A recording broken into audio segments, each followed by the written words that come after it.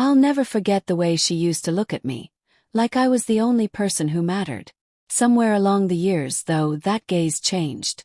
Slowly, quietly, until one day I woke up and realized my wife didn't see me anymore. She was sitting at the kitchen table, scrolling on her phone while I poured coffee. I said, "Morning, Anna," and she didn't even lift her eyes. That's when it hit me like a punch in the chest. She hadn't really seen me, hadn't truly looked at me in years. And the worst part, already knew why. The slow death of love. Anna and I had been married for 12 years. We had history. Nights of laughter, road trips with broken-down cars, fights that ended with tears and apologies, 1,000 little moments that stitched us together. But somewhere after year 8, the stitches loosened. She became distracted.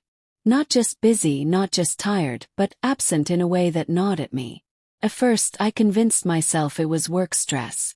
She had taken a promotion at her company, which meant long hours and endless phone calls. I told myself, it's just a phase. She'll come back to me. But she didn't. Her phone became her second skin. She'd sit across from me on the couch, fingers flying over the screen, lips twitching in a smile I hadn't caused. I'd ask, "Who are you texting?"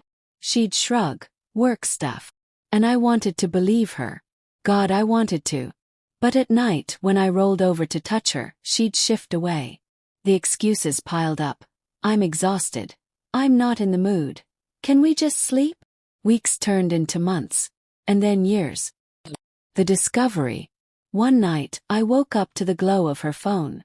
She was in the bathroom, door cracked, whispering. "Stop, you'll get me in trouble," she laughed softly. My heart sank into my stomach. I didn't need to hear the rest. That single sentence was enough. I waited until she was asleep again before I checked the phone.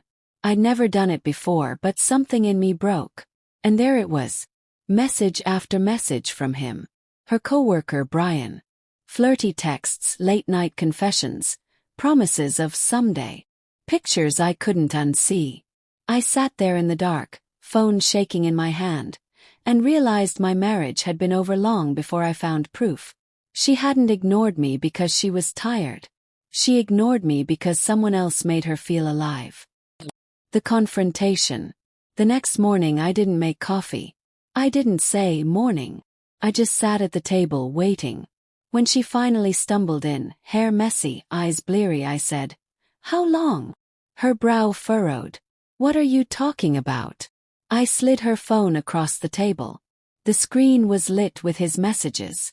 Her face drained of color. "David, don't," I cut her off. My voice was flat. "How long have you been sleeping with him?" Tears filled her eyes instantly. She tried reaching for me, but I pushed back my chair. 2 years, she whispered finally. Years. That was when something inside me shattered. Not just my heart, something deeper. My trust. My dignity. Myself. "Why?" croaked. "Why didn't you just leave me?" To sob. "Because I love you. Do. He made me feel wanted again. And you were always working, always tired." I laughed. Hollow, broken laugh. "So it's my fault. That's your excuse." "No," she said quickly. "I don't have an excuse. Messed up. Please, David. Please don't leave me." But she had already left me. Years ago. Choice. People expect rage. Plates smashing, doors slamming. But betrayal doesn't always ignite fire. Sometimes it drowns you in silence. Packed a bag that night. No yelling, no threats. Just quiet movements, one shirt at a time. She followed me from room to room, begging. "David, don't do this. Please. We can fix it. I'll cut him off. I'll prove it to you." I paused with my suitcase. Looked her in the eye. "You ignored me for years, Anna. You chose him every single night you didn't look at me. That can't be undone." Her knees gave out. She sank to the floor, sobbing. But I walked out. The years apart. Leaving wasn't easy. The first few months were hell. I replayed every memory, every laugh, every kiss, tainted now. I hated her. Missed her. Sometimes both in the same breath. But slowly life found me again. I moved to a different city, started my own small business, rebuilt friendships I had lost while being trapped in that marriage. Most importantly, I found peace.